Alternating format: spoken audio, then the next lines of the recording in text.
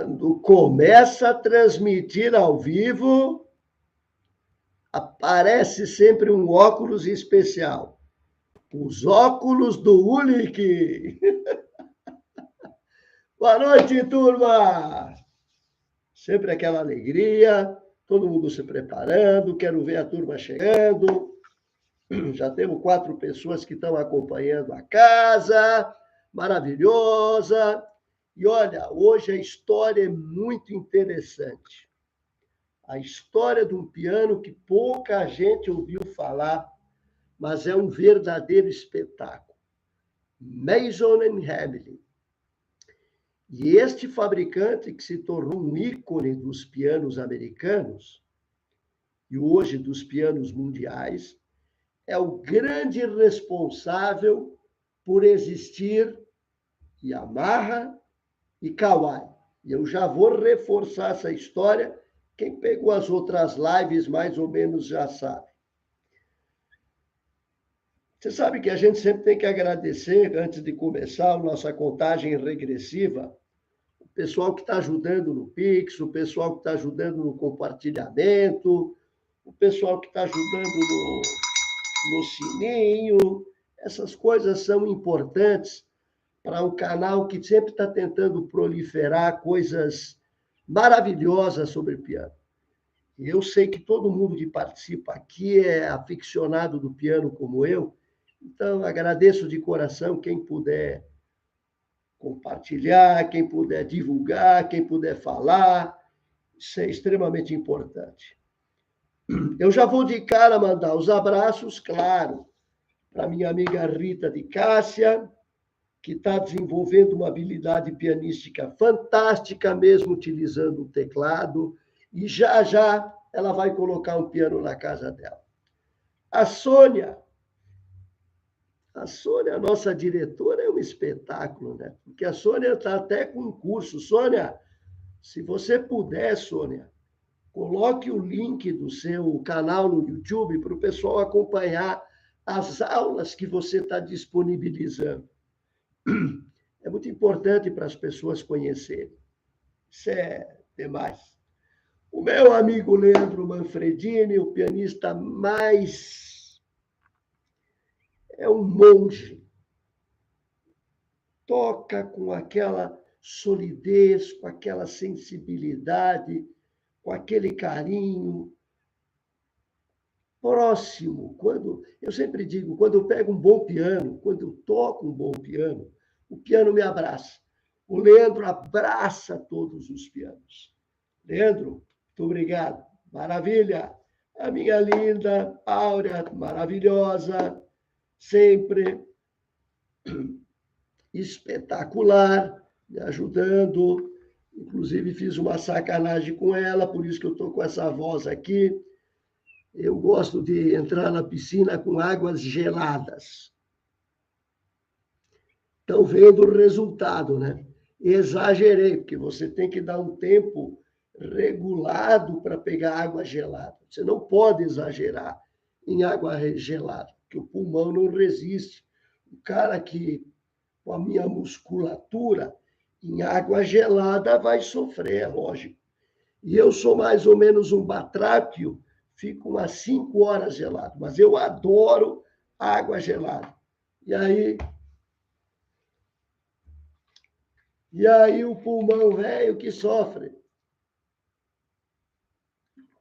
E quem é que faz a minha voz voltar? Minha linda. Vamos ver quem mais está aí. Vamos ver. Eu queria ver o Kleberson, mas vi que ele está passando uns vídeos ali. O Kleberson está gravando. Grandes emoções. Ótimo. Na sequência, é aquela velha história de curtir e compartilhar. Isso vai ficar registrado. O que a gente vai comentar hoje sobre Mason vai ficar registrado, mesmo o chat, que eu reputo como a parte mais importante da nossa live. O que vocês comentam, o que vocês perguntam é fundamental para que essa live tenha sucesso. E aí vamos falar em Mason and Hamlin. Com o pessoal que está, olha, o Carlos, grande Carlos, um abraço para você, Carlos. Fantástico. Hoje estou vendo que vai ter bastante pergunta. E a primeira pergunta que eu vou fazer para vocês é: vamos fazer a contagem regressiva? Sim. 3, 2, 1. Mason and Hamlin. Isso é um ícone dos pianos americanos. Realmente vocês vão se surpreender com a história desse instrumento e a magia com que esse instrumento acabou determinando o destino dos fabricantes pelo mundo, principalmente Yamaha e Kawai, lá no Oriente. Carlos, minha linda, Rita, Sônia, Leandro, toda a turma, alguém já ouviu falar em Mason and Hamlin? Escreve aí. Alguém já ouviu falar no piano Mason and Hamlin? Vamos ver. Vamos ver. Quem vai responder? Mason and Hamlin. E a história a gente já vai começar a contar. E é surpreendente a evolução, o auge dos pianos, que foi o final do século XIX, começo do século XX. Aí, Sônia, Sônia Vidal chegando. Abraço para você. As duas Sônias reunidas novamente. Esse é um espetáculo. Sônia Vidal, você já ouviu falar em Mason and Hamlin? Vamos lá, Carlos, já ouviu falar? Leandro, já ouviu falar? Sônia, minha diretora, já ouviu falar em Mason and Hamlin? Pois então, vamos começar a história. Deixa eu tirar aqui essas mensagens que aparecem no YouTube, que eu tenho um monte de canal aqui que a gente acompanha. Não é fácil. Cada um deles fica passando informação para mim. A Mason and Hamlin foi fundada em Boston, no estado de Massachusetts, em 1854. Veja bem, ela foi fundada pelo Henry Mason, que era filho do conhecido compositor americano Lowell Mason, que é autor de alguns hinos importantes da congregação cristã, como, por exemplo, o 007, o 231, o 430, 433. Quem lembrar de mais algum do Lowell Mason, é só comentar ali também. Ele era compositor, era um educador musical, uma pessoa extraordinária, com vasto conhecimento musical, e, na época, o principal instrumento, que é aquele que ainda norteia a congregação, o órgão litúrgico. E Emmons Hamlin era outro gênio. Espetacular. Era um mecânico inventor que trabalhou para os fabricantes de melodions. Vamos chamar melodions, porque era um pouco diferente do reed organ. A empresa era a Prince Company, em Buffalo.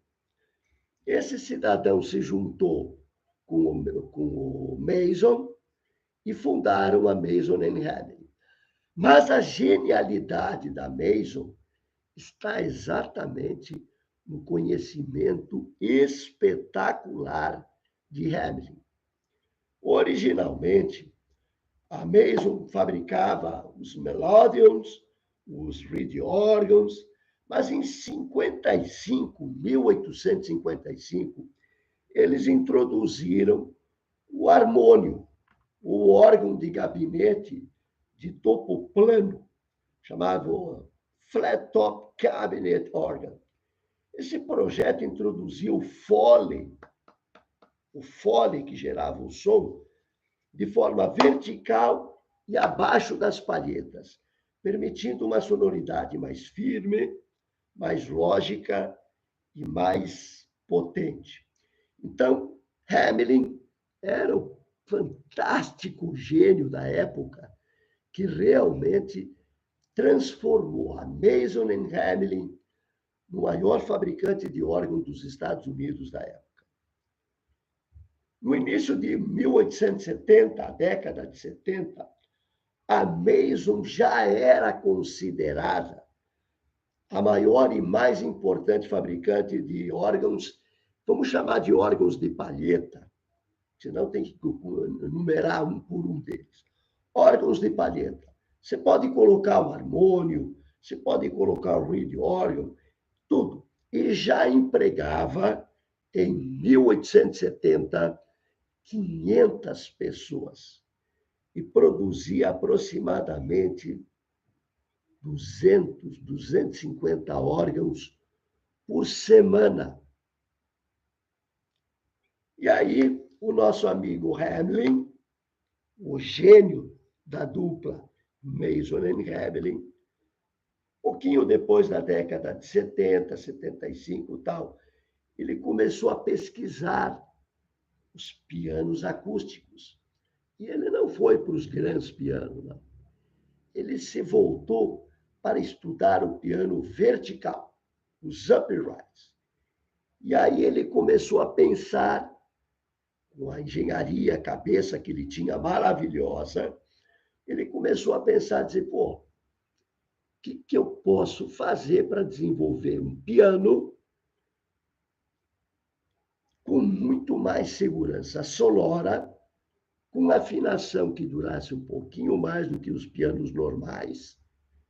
E isto era o grande desafio da época: afinação, colocação das cravelhas, a tensão das cordas. E a partir de 1881, ele começou a colocar em prática, dentro da fábrica da Mason Hamelin, os estudos, a pesquisa, o laboratório de pianos verticais. E em 1883, 2 anos depois, ele já com dados bastante precisos nas mãos, ele começou a produzir pianos. Inicialmente, claro, ele produziu os pianos verticais com uma metodologia patenteada por ele para a estrutura das cravelhas e para que a afinação se mantivesse por muito mais tempos. Ou seja, além da colocação da cravelha, um controle muito mais preciso da pressão das cordas. Um intervalinho para ver se tem alguma pergunta. Atenção, meu amigo Carlos. Realmente, a primeira vez, Carlos, exatamente, eu acho que foi a gente que comentou. Inês Ornelas, abraço para você. Sônia, a Sônia Vidal sempre maravilhosa. Rita, olha a Maria do Carmo, que bacana, nossa lutadora amor. Está enfrentando desafios incríveis e vencendo todos. Beijo para você, Maria do Carmo. O Neto é nosso parceiro e sócio. Eu vou começar a mandar carteirinha ali para a residência de vocês. Não chegou atrasado, não. Nós estamos começando, Neto. Alberto Teclados. Esse é o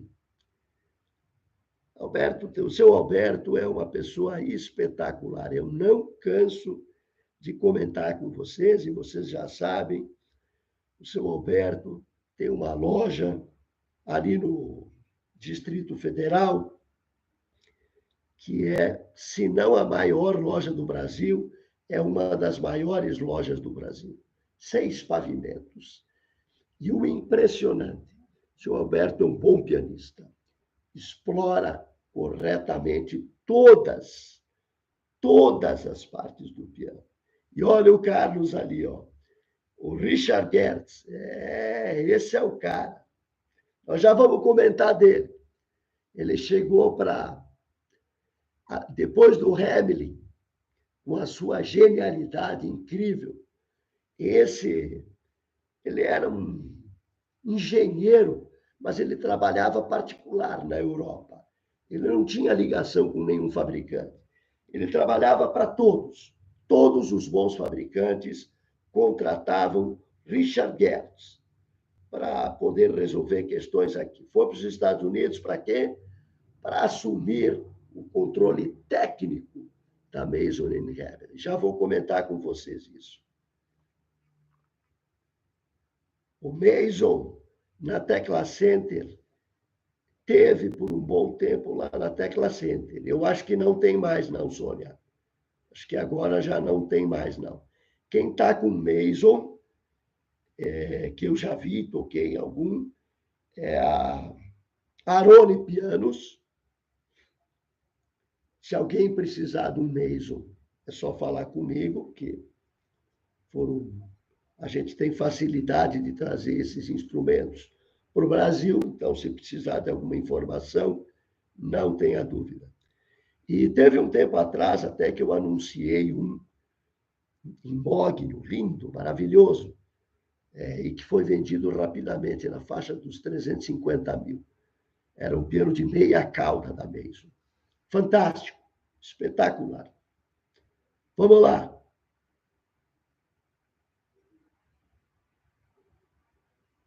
Não, não existe esse perigo, não, seu Roberto. Pode tocar descalço, pode tocar com meião, botar aquela proteção no pedal, o que for. Não tem problema nenhum.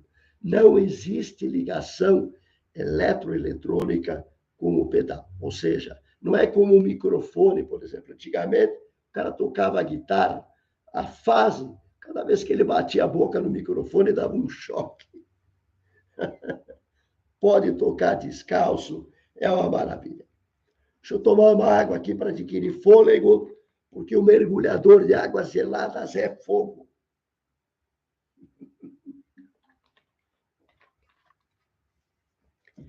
Aliás, pé descalço dá muito mais segurança, né?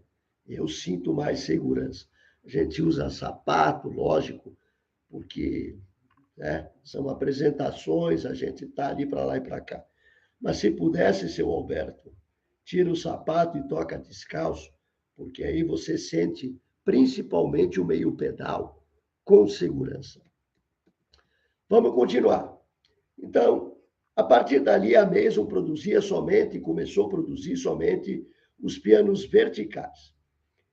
Aí, o que o Carlos comentou, em 1895, me veio o Richard Gertz. Era exatamente isso que eu comentei. Era um designer, um engenheiro independente que morava e trabalhava para os fabricantes da Alemanha. Ele foi eleito secretário da empresa em 1903, mas a atividade que ele exercia era atividade técnica, puramente técnica. E em 1906, nós estamos falando do auge da época de ouro dos pianos, onde a Mason era um dos maiores, se não o maior fabricante de pianos dos Estados Unidos. Piano, reed organ, pianola, todas aquelas coisas que vocês imaginam que a gente já comentou na época.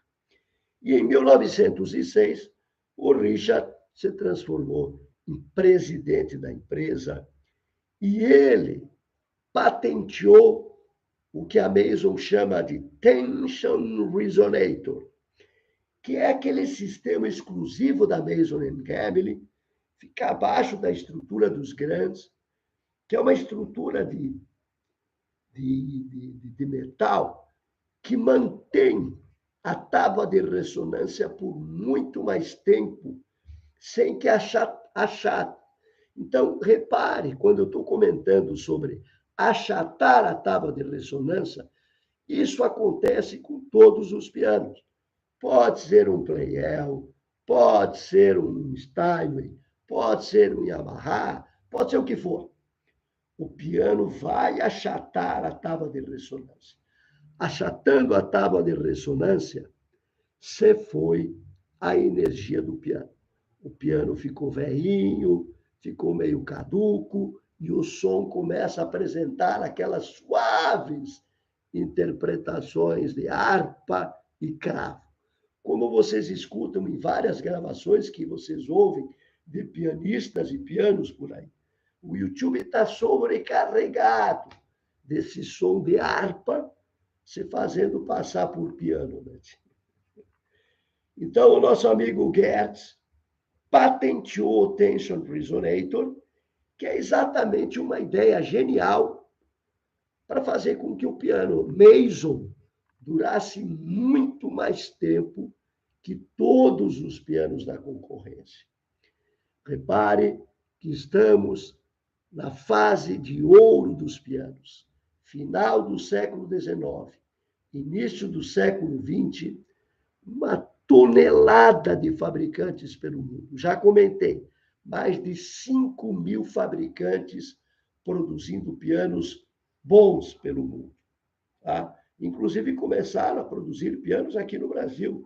Meu amigo Essenfelder foi lá para a Argentina, chegou lá, ele foi para a Argentina por uma questão bem simples. Tinha muito cliente, ele tinha trabalhado na Bechstein e sabia que os argentinos tinham comprado. Não esqueçam que a Argentina, naquela época, era o país, né? O país da cultura. Né?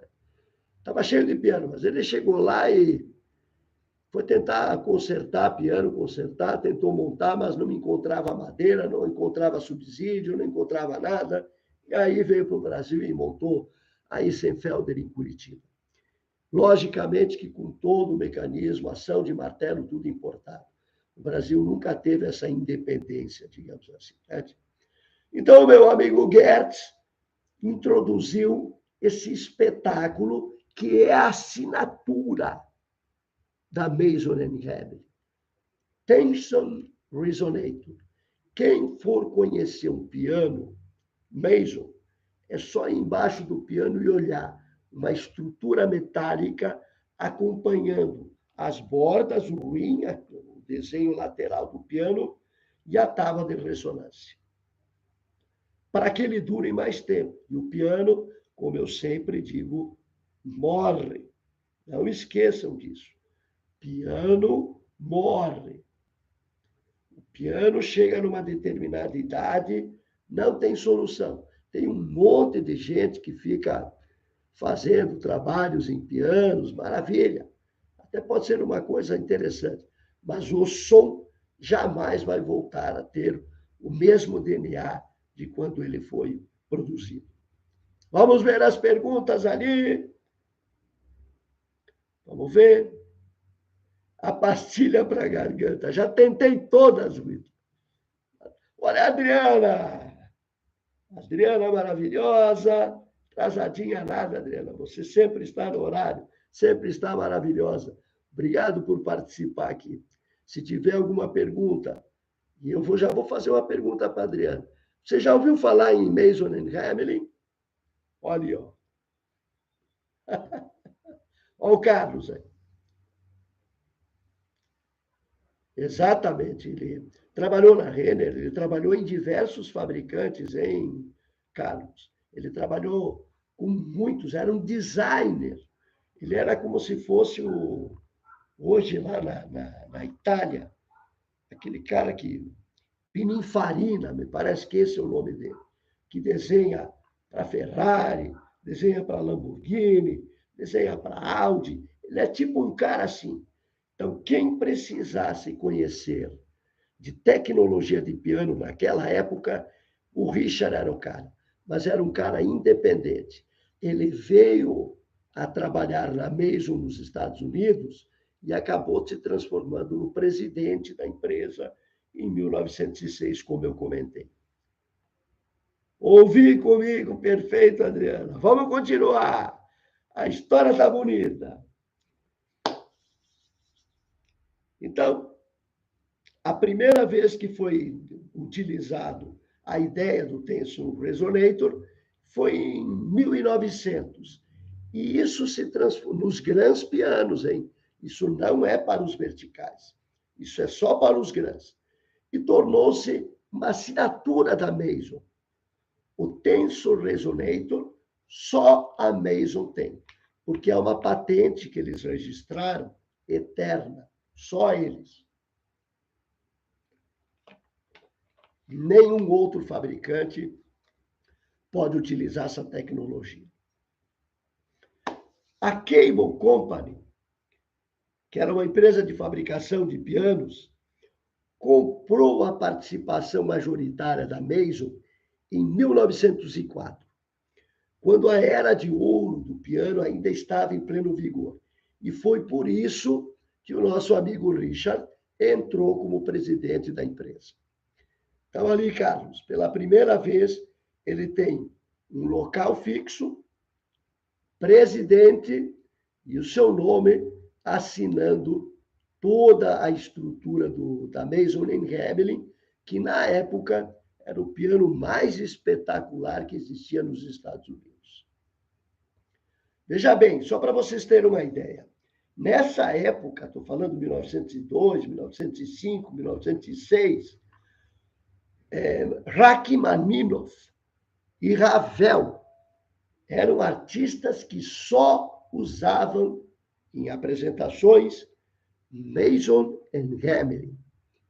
Primeiro, pela potência do som. Com o Tensor Resonator, a expressão da tábua de ressonância ela era fora do comum, porque se mantinha aquela curva. O cara monta o piano hoje, amanhã a curva já começa a achatar o piano. Perceba essa questão. É claro que é um estudo para que num piano de concerto se dure 15 anos com a energia de um piano bom. Então, o piano de concerto dura uns 15, máximo 20 anos, sendo um piano das principais salas de concerto. Depois disso, ele vai lá para o ensaio do concerto. Vamos ver aqui, tchê. Aí, tá voltando. Deu uma paradinha aí. Deu uma paradinha. Voltou? É exatamente isso, Carlos. Pininfarina Estúdio. O cara é mais ou menos isso. Ele era um espetáculo, exatamente como veio desde a origem com o Hamelin. Esse pessoal é tudo meio gênio, né? Pensavam segundo por segundo em como fazer o piano se transformar no melhor produto que eles poderiam colocar. O que hoje em dia, você sabe, o cara monta e diz, pô, eu vou fazer o melhor produto que eu possa ganhar dinheiro, ponto.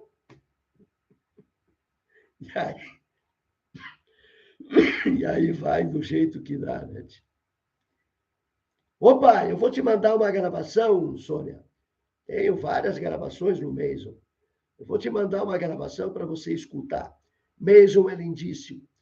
Mason tem um som grave nos pianos verticais que eu considero o mais firme e o mais potente de todos. Nos pianos de cauda, os grandes pianos, lógico, o grave é espetacular. Isso indiscutivelmente. Mas como existem bons fabricantes pelo mundo também, a gente não pode dizer que é melhor ou tal, aquela coisa toda. Mesmo porque, segundo o nosso amigo como é que é o nome dele? O classificador dos pianos pelo mundo não deu nota 6 para Mason. O Mason é um nota 5. Mesmo hoje, vocês vão ver que houve uma série de dificuldades com os principais fabricantes do mundo. Já vamos comentar sobre isso. Eu vou reavivar aquilo que nós já falamos nas outras lives. Em 24, a Cable, que era dona então da Mason, vende a participação da Mason para a American Piano. E a American posicionou o Mason Hamelin como a marca do artista. Sempre foi, mas ela resolveu colocar como assinatura, merchandising, Mason Hamelin, a marca do artista. E essa empresa, a American, ela tinha também, não esqueçam, que ela era proprietária da Chickering, que se transformou na linha de pianos de uso familiar, e a Knabe, que era os grandes pianos, principalmente para as salas de concerto. O Metropolitan, por exemplo, utilizava o piano Knapp. Em 1926, ela utilizou, a Mason, aquele sistema Ampico, ela chamou Ampico o nome do sistema, que era uma forma de fazer o Grand Piano ser uma pianola. Não só o piano vertical, mas o piano de cauda, como um Disclavier. Funcionava como uma pianola. E esse produto vendeu absurdamente. Porque não esqueça, gramofone, eletrola, essas coisas estavam tudo começando, apenas no início. O som era pavoroso, assim como aconteceu com o piano no século XIX, que o som dos primeiros pianos era sofrível. Aconteceu também com os gramofones e com as eletrolas. Ou seja, a melhor forma de você ter música em casa era adquirir um piano, uma pianola, ou vertical, ou um gran, com esse processo Ampico. E aí, minha gente, chegou 1928 e tudo começa a entrar em colapso, principalmente por causa da queda da Bolsa de Valores. A marca Mason, ela foi vendida para a concorrente americana, Eolian, por $450 mil, equivalente a mais ou menos 7 milhões, 8 milhões mais ou menos. Vamos imaginar assim hoje.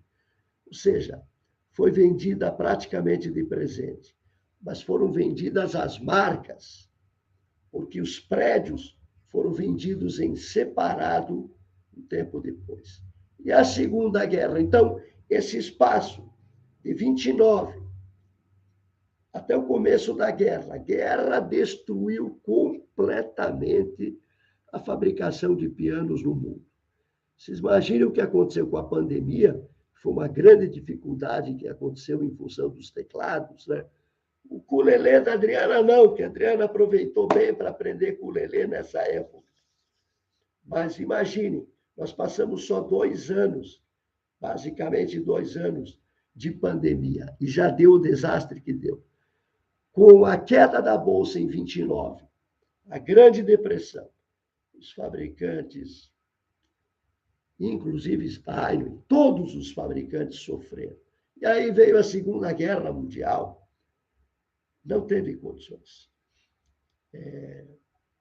Passou uma época terrível.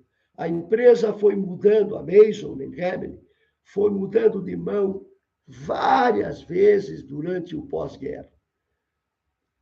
Inclusive, em 1985, quem compra a parte que estava funcionando da Mason era a indústria de pianos Zomer. Ao longo das décadas, os designs dos pianos foram alterados a ponto de ficarem, vamos chamar assim, meia boca. Então, esse período foi extremamente doloroso para a indústria de piano, não só para a Mason, mas para todos os fabricantes. Quando eu comentei que CBS, que tinha uma preocupação em produzir gramofone, discos, etc., essas coisas todas, o som de eletrola, ela comprou a Steinway, é porque realmente a situação era pavorosa. Acabaram-se os anos de ouro, principalmente em função da depressão, e os fabricantes tiveram que sustentar do jeito que podiam. Era mais ou menos fabricar piano ou fabricar paçoca. Vamos ver ali, atenção, as perguntas que podem aparecer. Só se aguardar aguentar. É verdade. Rachmaninoff era igual Liszt. Você tem razão, Carlos. Cada patada era um piano destruído. Por isso que Liszt teve órgão Mason Hamlin para as produções de rituais, aquelas coisas que Liszt fazia, e o piano Bösendorfer, que sempre foi um piano de alto padrão, mesmo passando por essa fase em que tudo ficou complicado. O Bösendorf sempre produziu um piano espetacular. Vamos comprar um Mason? Vamos! Alete, exatamente, gostei dessa. Vamos assaltar, realmente. O Mason novo hoje, a gente vai ter que falar de perto mesmo. Mas já tem vários vindo para o Brasil, hein? Já tem vários Mason vindo para o Brasil. Então, se prepare. Se alguém precisar ou souber de alguém que quer relembrar o ícone dos pianos americanos, porque Baldwin não tem mais, Mason and Hadley. Vamos lá. Em 1989, esse, Carlos, vale a pena você pesquisar, hein? Um empresário de Seattle, Bernard Bode Greer, comprou a empresa Zomer, que detinha, que estava com a marca da Mason, que também tinha os nomes George Stack, Knabe e, logicamente, a Mason. Esse cara, ele comprou, ele mais ou menos tinha a mesma filosofia, Carlos, do nosso alemão que, em 1906, se transformou presidente da Mason. Ele começou assim, digo, olha, eu vou comprar as empresas de piano, mas vou voltar a produzir os melhores pianos do mundo. E colocou em prática, reavivou a estrutura do Tensor Resonator, reavivou as cravelhas, o sistema de pressão dos uprights, dos pianos verticais, e começou a fazer uma revolução com essas marcas. Veja bem, ele tinha a Knabe, George Stack, Mason e Zomer. Estava com ele. Ele pegou esses pianos que estavam produzindo piano do jeitinho que dava e começou a estruturar um piano sério. Ele muda toda a estrutura para um... Puxa vida. Acho que é Haverhill. É em Massachusetts também. Tudo ali na região de Nova York, próximo a Nova York. E aí, eu acho que é exatamente isso. Não lembro bem o nome. Depois eu vou pesquisar e ver corretamente qual era a cidade. E nesse local, existia uma empresa americana que tinha sido criada por um italiano, chamado Santi Falcone, e vendia o piano Falcone. Então, toda essa estrutura começou a voltar a produzir pianos com extrema qualidade. Lógico, ele foi utilizar o nome mais forte para abraçar todas essas empresas e chamou de Mason and Hadley Companies.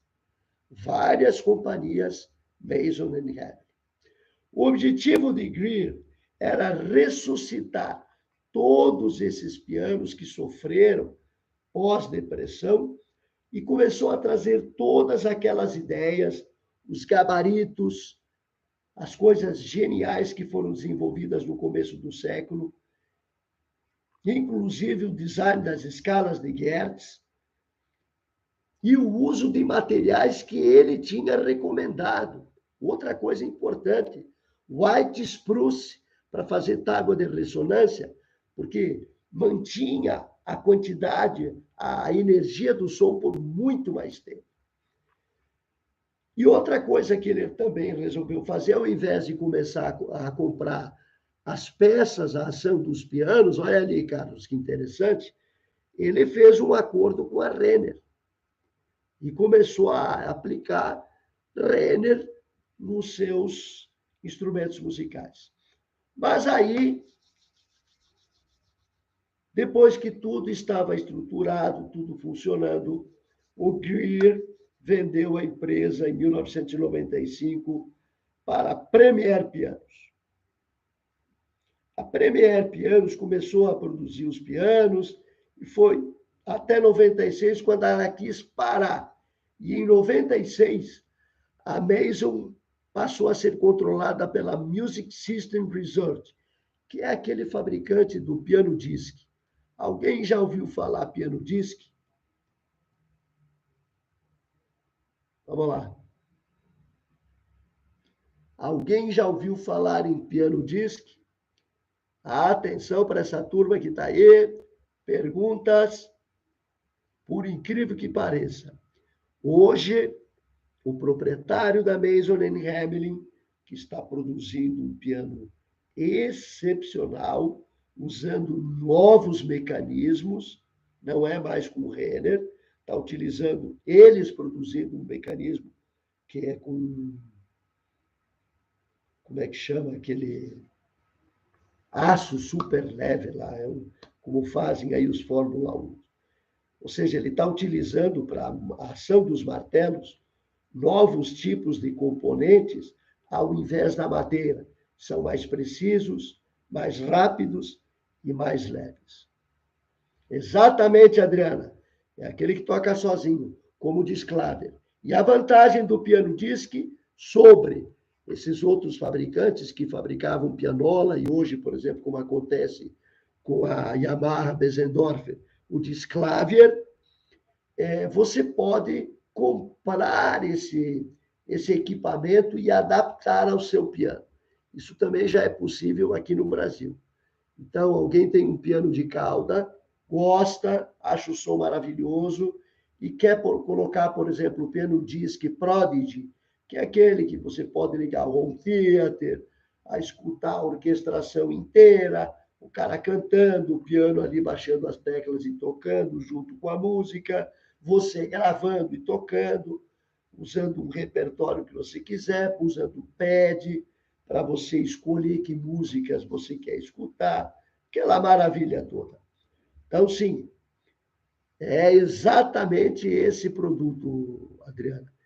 E você pode comprar separadamente, como eu já falei, estou reforçando, e adaptar ao seu piano. Não sei como é que está sendo feito para os pianos verticais, mas me parece que também até para os pianos verticais. É difícil de imaginar alguém pegar um piano vertical e colocar esse sistema nele.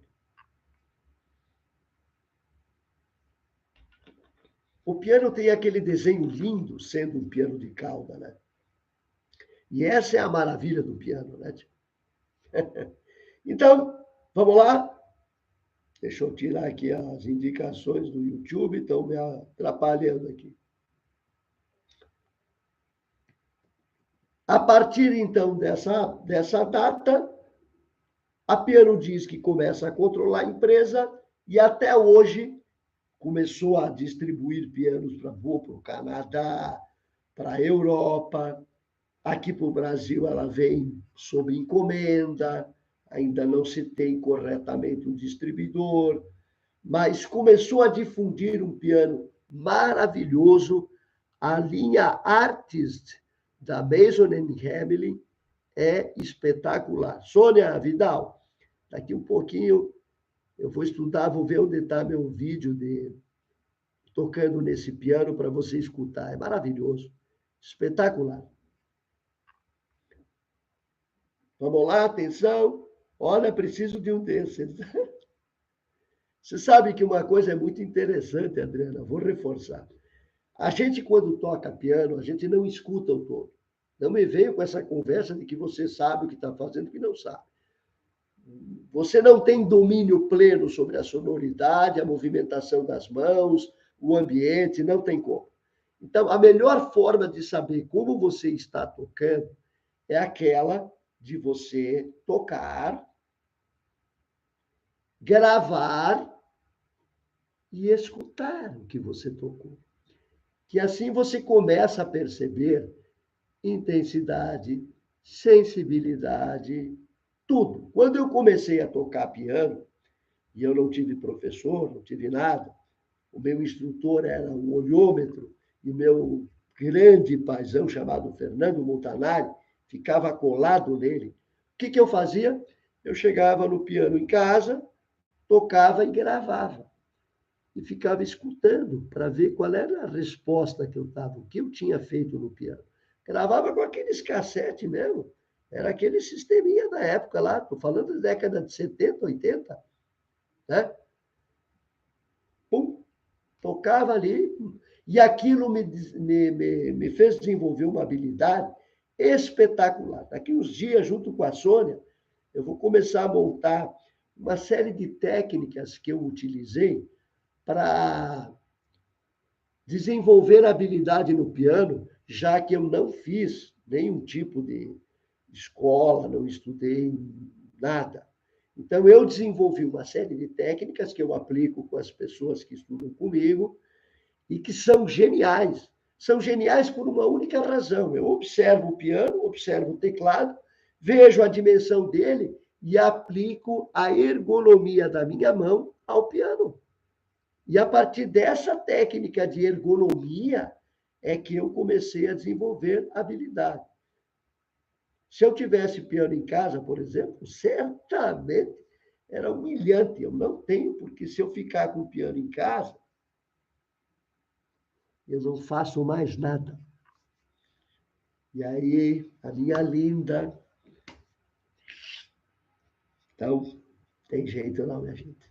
Vamos lá ver! Sônia Vidal, você vai sim. O Mason é fantástico.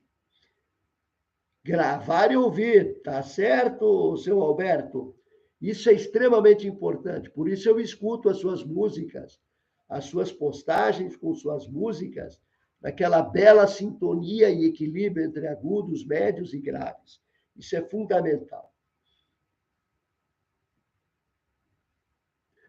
Não, isso, que é isso, Carlos? Tem nada disso. Isso é interessante mesmo. Você repara como é bom você gravar e escutar para você se corrigir.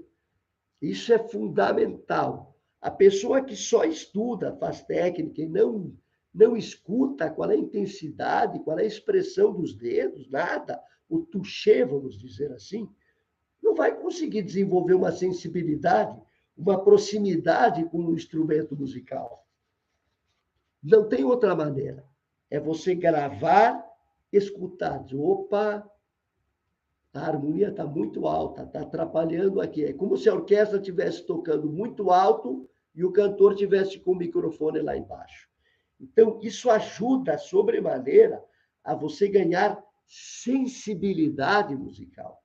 Isso é fundamental, hein, minha gente? Então, realmente importante. E eu desenvolvi uma série de habilidades e de uma série de técnicas sozinho, observando, né, as pessoas tocarem, as pessoas estudarem, etc., para que eu, como estudante diletante, né, como autodidata, desenvolvesse sozinho meus exercícios ali, meus aquecimentos, para eu poder tocar com mais tranquilidade, mais segurança. O exercício dá exatamente isso, a repetição do exercício dá essa segurança. Ó, minha filha linda, adorada, beijo para você, minha linda. Tá inteira? Olha só que bacana. Tá ali a minha linda. Isso mesmo, Adriana. Aliás, as tuas gravações estão sempre maravilhosas. Você está desenvolvendo uma habilidade de gravação fantástica. Pode ir pegando o equipamento, ajustando, gravando sempre na direita. Eu sempre comento com as pessoas. Alguém tem um piano. Se você botar o telefone na região esquerda do piano, você vai abafar o cara que está cantando do lado direito. Você não vai escutar o som do piano. A melhor forma de você gravar o piano é do lado direito. Por quê? Porque ali estão os agudos, se alguém estiver cantando, vai estar ali. E o grave, que é aquele som que fecha, vibra muito, acaba não atrapalhando toda a estrutura dos médios e agudos. Então, quem for gravar um piano acústico, não esqueça, nunca ponha o celular ou o microfone no lado esquerdo, sempre no lado direito.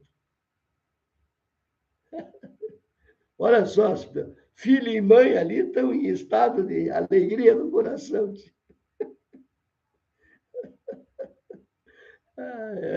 Que bacana. Agora, hoje, então, voltamos ao auge da Mason Hamlin, e quem puder, entre na plataforma da Mason, que vão encontrar essa série de Artist, que é espetacular, com uma sonoridade, uma elegância. Eu vou colocar depois para a Sônia, para a Adriana, para o pessoal todo, uma série de gravações que eu fiz com Mason, para vocês poderem escutar o espetáculo que é. E é um espetáculo realmente. Agora, o adendozinho que eu quero comentar com vocês com relação a Mason Hamlin. Lembra que eu comentei e coloquei, inclusive, na nossa propaganda da nossa live, né? No nosso reclame da live. Se não fosse a Mason Hamlin, não existiria a Yamaha, tampouco o Kawai. Isso é uma questão simples de entender. Veja bem, Turakuzo Yamaha foi para Hamamatsu para tentar resolver problemas de equipamentos cirúrgicos, porque ele era um engenheiro desses tipos de equipamento da época. Mas chegando lá, resolveu um outro caso e acabou. Era uma vilazinha, Hamamatsu era uma vilazinha de pescadores, era muito pequena. Então ele começou a puxar as pessoas com aquele, acho que não lembro o nome desse carrinho que as pessoas empurram. É um táxi da época, o Uber da época, né? Leva a pessoa e vai correndinho ali, tudo plano, maravilha, sem dor de cabeça. Mas o pessoal do Instituto de Música teve problema com o órgão Mason Hamlin, e era um reed órgão.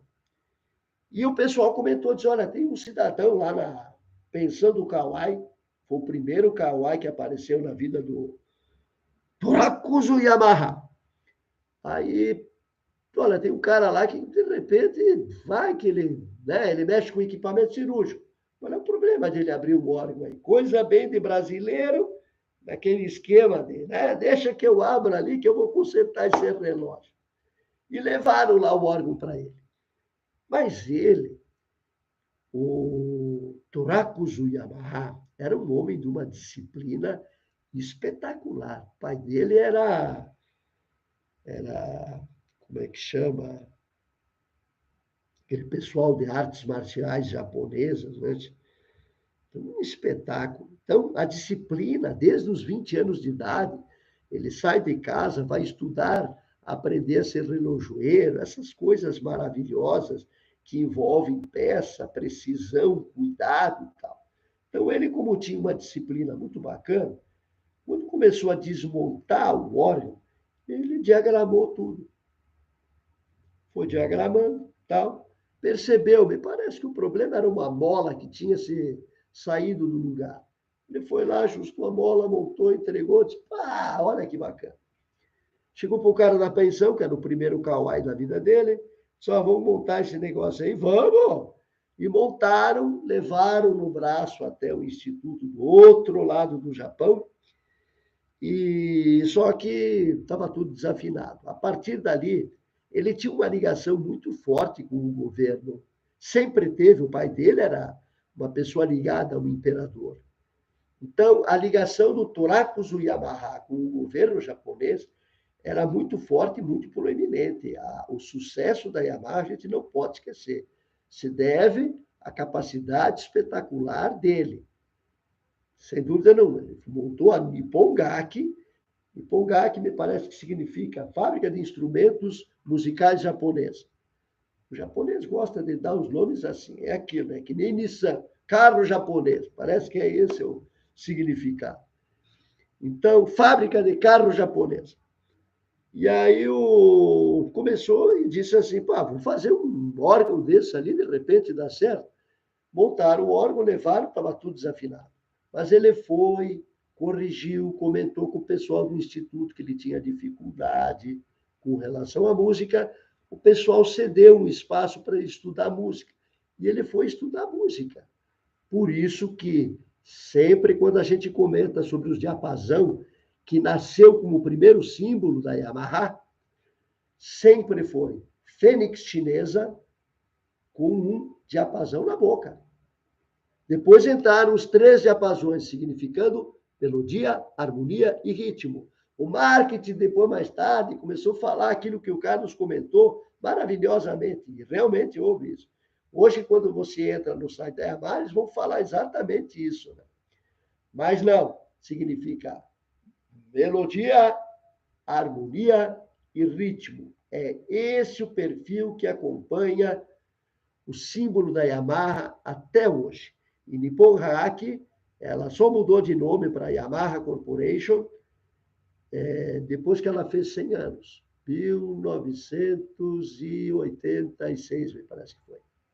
Quando ela fez 100 anos, pá, mudou de nome. Yamaha Corporation. Né? Veja bem, o cara chegou, montou o órgão, estruturou, copiou Mason & Hamlin, ajeitou a questão da afinação, mostrou para o pessoal do instituto, que era o governo japonês, eles fizeram uma encomenda de 200, e aí nasce a Yamaha.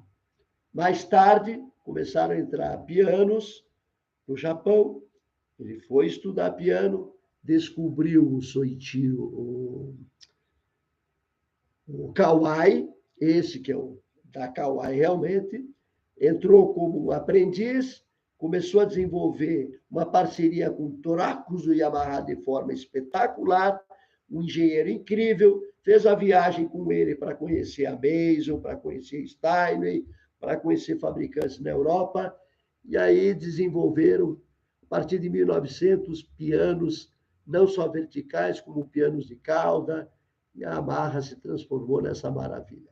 Ela passou por grandes dificuldades.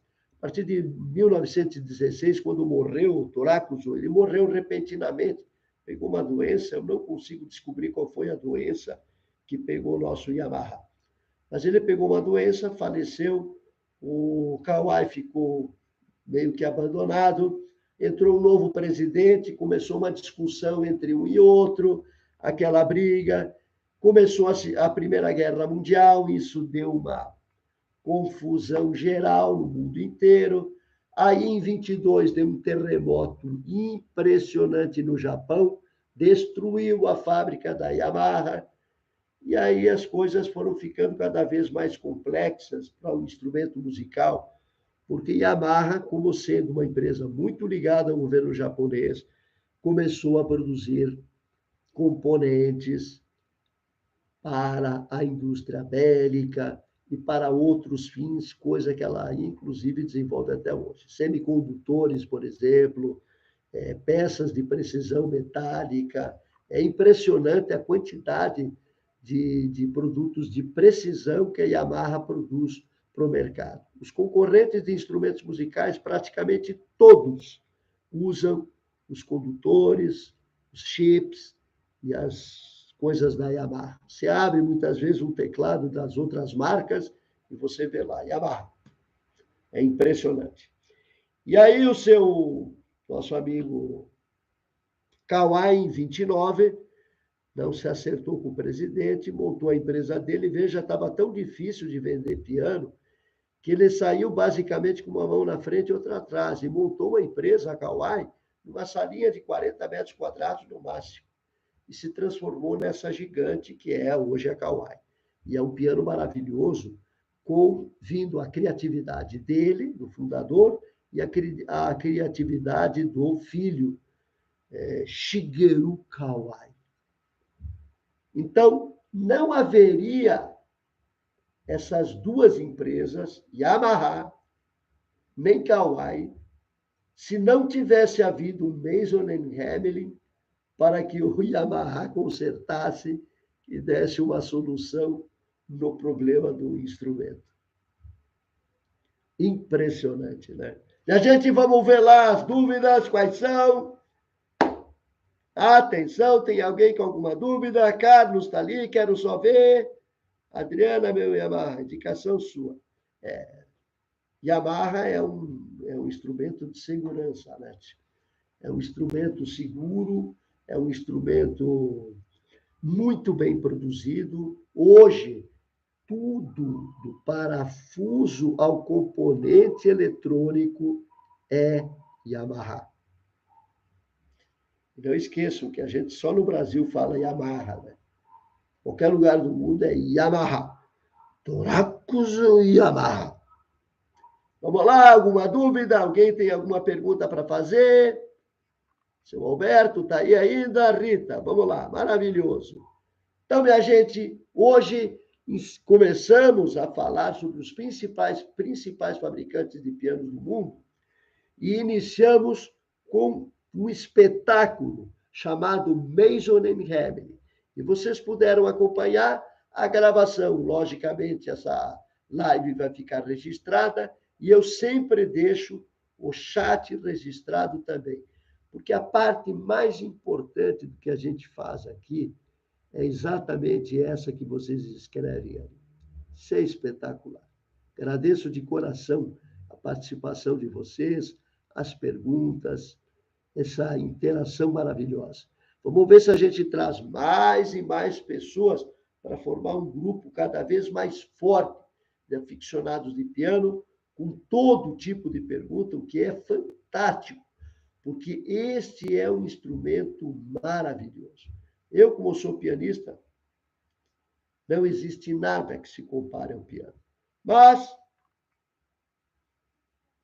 os nossos instrumentistas maravilhosos sempre têm as suas preferências. Vamos lá, atenção. Excelente, a Sônia Vidal. Gostei. Olha o Mauro Gauchi. Grande Mauro. Beijo para você. E abraço também. O Mauro é um gentleman. Cada vez que a gente faz uma postagem de algum tema no piano, ele sempre tem alguma coisa para elevar o nosso astral, a nossa criatividade. Obrigado, Mauro. Você é sempre fantástico. A Sônia é a nossa maravilhosa. Qual o digital que possui um sampler Mason & Hamlin? Que eu saiba, nenhum. Uma pena, hein? Nenhum. Eu, por exemplo, nas empresas que eu trabalhei gravando, nunca foi elencado um Mason, Carlos. Está certo. Não tem. Eu desconheço alguém que tenha sampleado. Quem sabe a Kurzweil, quando começou, que na época tinha como sócio o próprio Steve Wonder, esqueçam disso, era o Kurzweil, Steve Wonder, foi ele que deu a dica, diz, olha, por que você não pega esse sistema de reprodução para quem é cego, né, para escutar as coisas e diferenciar, e transforma isso numa forma de gravar um instrumento musical. E foi o que ele fez. E a Kurzweil hoje está com a Yangshang, que é coreana, mas continua com o seu laboratório em Chicago, Boston, não me lembro bem qual é a cidade.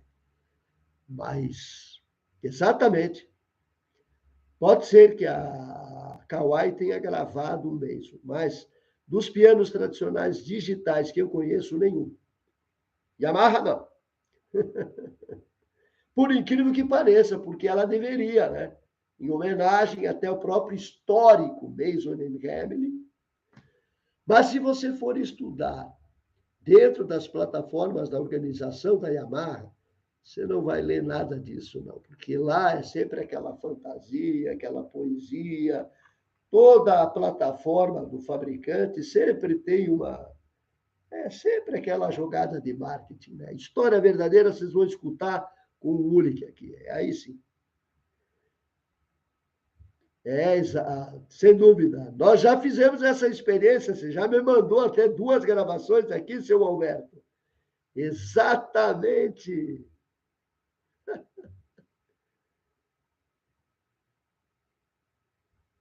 Grandes emoções. Obrigado, Carlos. É isso mesmo, essa é a intenção. A gente tem que falar do fabricante como ele realmente é. E não esqueçam, a fase de ouro do piano acabou. Hoje, se tiver 500 bons fabricantes no mundo, é muito. Acabou. Começo do século XX, eram 5.000. Ficamos nos 10%? Isso é uma brincadeira, né? Então, realmente, A criatividade da Yamaha com relação ao piano acústico e ao piano digital, isto sim tem que dar a mão à palmatória. Porque, por exemplo, já passei para você do Transacoustic Piano, que é um fenômeno. Isso é de uma genialidade fantástica. Reunir um piano digital na tábua de ressonância, o sistema de som que gere o som de strings, de Hammond, de DX, de EP, pô, isso é maravilhoso. Seu Alberto vai ter que colocar lá um Transacoustic Piano lá, para o pessoal ficar louco lá em Brasília. Vai ver que a patente do Mason proíbe também. Não, porque você não põe o nome, Carlos. Você sempre põe, por exemplo, Steinway na Yamaha, Mellow Piano. Você nunca diz Steinway. Quando houve essa parceria que o seu Alberto está comentando com a Cássio, é o piano alemão e o piano vienense. Entende? Então, é interessante porque, é lógico, houve uma... Né? O vienense, eles não vão poder colocar Benzendorfer lá, né? É vienense. Está subentendido. Desculpe, está subentendido.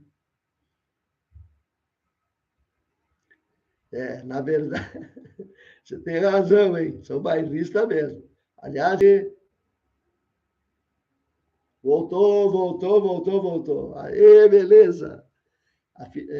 Voltando. Esse final de semana eu fiz uma série de gravações no CFX novinho em folha. E realmente é um piano. Cada vez mais a Yamaha está buscando a informação Benzendorfer e adaptando ao CFX. Está fantástico. Vamos lá, né? Muito bem, meus amigos queridos.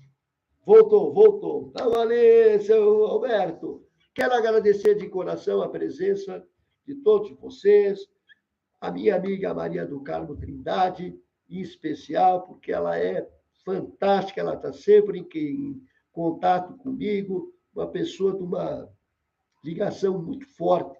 A gente acabou criando um laço muito legal, é muito bacana. A Sônia, que eu precisava ver a Sônia aqui nas nossas lives, a Sônia Vidal, que é maravilhosa, está sempre nos incentivando. A Adriana é um fenômeno, já é uma artista, já está no top das paradas, tem um canal maravilhoso, né? Quem puder, põe o seu canal ali, que é interessante, para divulgar para as pessoas. O Carlos está sempre pesquisando, sempre trazendo. Carlos, você é fantástico. Na verdade, eu venho falar aqui sobre piano e aprendo muito com você. Então, esses desafios são fantásticos. Nós viemos a esse mundo para crescer e aprender. Fantástico. A minha linda, Maria do Carmo maravilhosa. Vamos ver, está ali, Adriana. Vamos ver quem mais que está aqui em cima, o Mauro Gauchi. É isso ali, minha gente. Sônia Flor, claro. Diretora. Nossa diretora maravilhosa. A mais espetacular diretora, que agora está colocando todo o seu conhecimento numa sequência de aulas de piano, de entendimento de partitura, de notas musicais. É isso aí.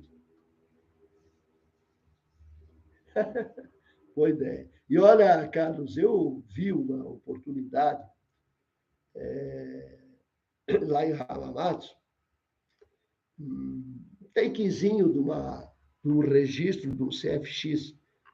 E eu achei aquilo muito esquisito, porque eu, quando vou gravar ou vou samplear piano, o meu posicionamento do som do piano é bastante distinto da Yamaha.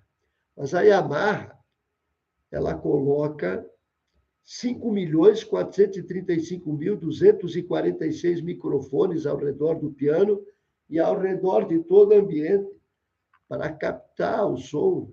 Até muitas vezes fico... Quem processa tudo isso, né? Mas é exatamente isso que eles fazem. Usam muitos microfones em várias posições. Fazem uma depuração do som do piano espetacular. Então, eu acho, sinceramente, não tenho intimidade com o processo, um certo exagero. Mas é o som dos pianos que estão sendo distribuídos por ali, né? Olha, a Rita maravilhosa, Rita, sempre.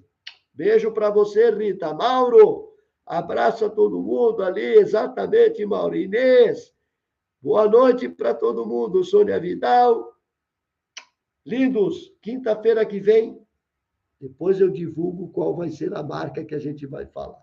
Mas se vocês quiserem sugerir, os fabricantes brasileiros, não, hein?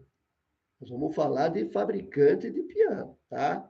Não que os fabricantes brasileiros não fossem fabricantes de piano, mas você sabe que aqui a gente só pode trazer coisas de fora e nunca teve uma assinatura de verdade no piano, tá? Então, se quiserem sugerir, escrevam ali. Olha, eu quero saber do piano tal. Abraço para vocês, minha gente. Encerrando a transmissão. 3, 2, 1.